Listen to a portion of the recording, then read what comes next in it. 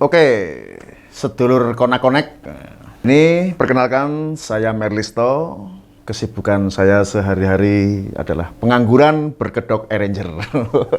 Ya, ini ya main-main aja lah, main-main alat musik, main-main nada gitu ya. Jadi kita kesehariannya main-main gitu.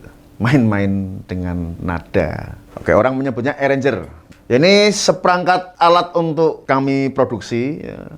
Untuk rekaman, baik rekaman lagu, rekaman scoring musik untuk film, komposisi musik untuk kebutuhan game, untuk kebutuhan sebagainya dan sebagainya. Pokoknya yang berkaitan dengan produksi musik. Oke, jadi seperangkat alat recording, ada komputer, sound card ya, converter, mic dan alat-alat musik dan sebagainya. Baik secara digital maupun analog. Jadi ada yang digital, ada yang alat-alat analog. Kalau untuk analog, ya memang banyak sekali perlengkapannya dari mulai gitar. Gitar aja itu ada gitar akustik aja masih akustik nilon, terus sama yang akustik senar logam, lagi gitar elektrik dan sebagainya. Jadi perlengkapannya, karena setiap gitar memiliki kebutuhannya sendiri-sendiri. Jadi jenis musik apa, gitarnya yang cocok apa, itu juga setiap gitar punya karakter yang akhirnya nanti berkaitan dengan fungsi-fungsi dari karakter tersebut. Oke, kebetulan yang saya bawa ini satu gitar ini. Jadi ada beberapa gitar yang menunjang untuk berkarya, untuk kelengkapan dalam hal produksi musik dari berbagai jenis yang kita buat. Nah, ini yang saya bawa. Wah, ini gitar elektrik. Ini dibuat tahun 1982. Jadi sudah 40 tahun lebih gitar ini. Ya, untuk jenis gitar ini adalah jenis gitar Stratocaster. Nah, kebetulan yang saya punya ini adalah gitar Squier JV, ya, seri JV. JV itu Japan Vintage. Oke. Nah, gitar ini hanya dibuat di antara tahun 1982 sampai sekitar 1984. Jadi cuma produksi 2 tahun. Nah, jadi awal sejarah dari gitar ini sebenarnya berkaitan dengan sejarah pertama kali diproduksi Fender Jepang. Jadi saat-saat tahun itu, di mana pokoknya akhir-akhir 70-an gitu ya, di Jepang itu banyak sekali produksi gitar super copy. Jadi super copy itu ya kopian tapi dengan kualitas super. Dan yang di copy itu banyak dari mulai jenis Stratocaster, Telecaster, Les Paul, gitu, Holo, ES, gitu dan lain-lain. Akhirnya di Jepang itu juga masyarakatnya ya, masyarakat Jepang itu lebih bangga ketika membeli produk domestik, produk dalam negerinya sendiri. Nah, akhirnya ini menurut cerita loh ya, dari Fender kemudian melihat itu, akhirnya mulai tercetus ide untuk masuk ke Jepang ya. Jadi mulai muncul ide produk Fender masuk ke Jepang. Nah, mungkin salah satunya untuk menandingi super copy itu.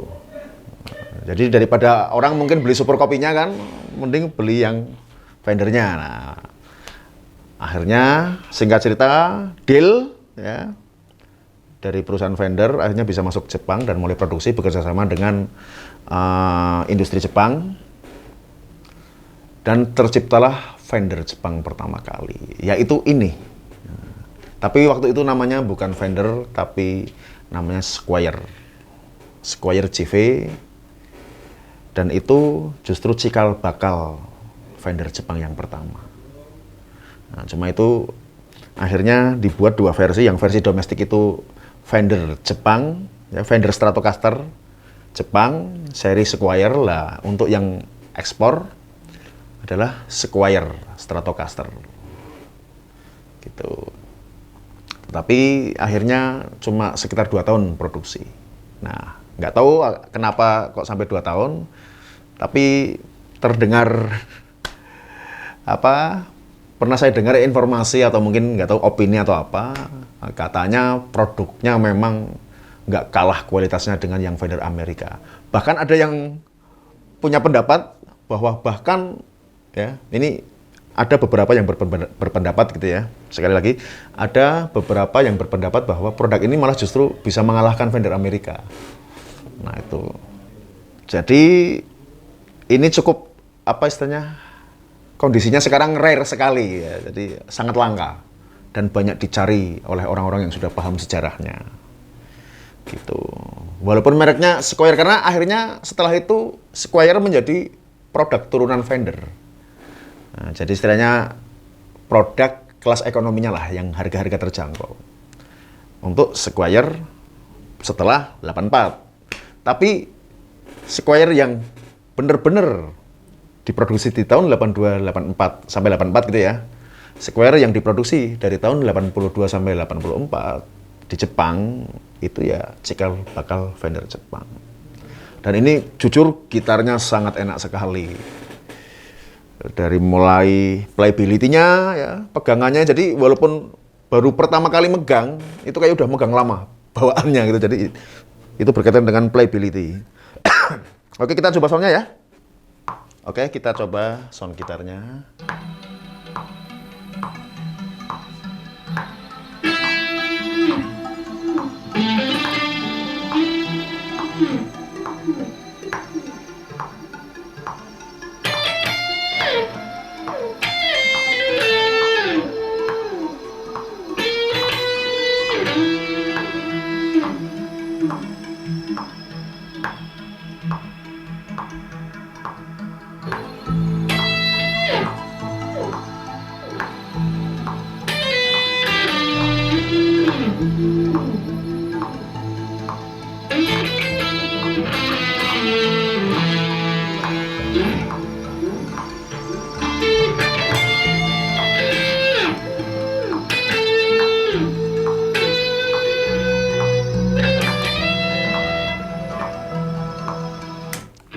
Oke.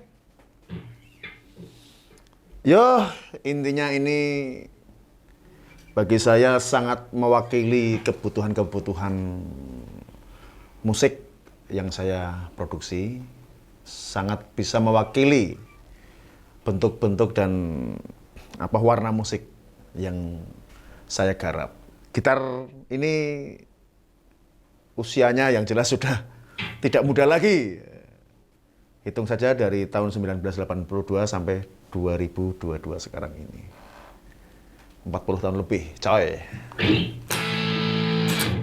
Oke, demikian tadi sekedar cerita dan share dari saya tentang instrumen apa yang saya pakai sehari-hari, dan ini salah satunya. Oke, thank you.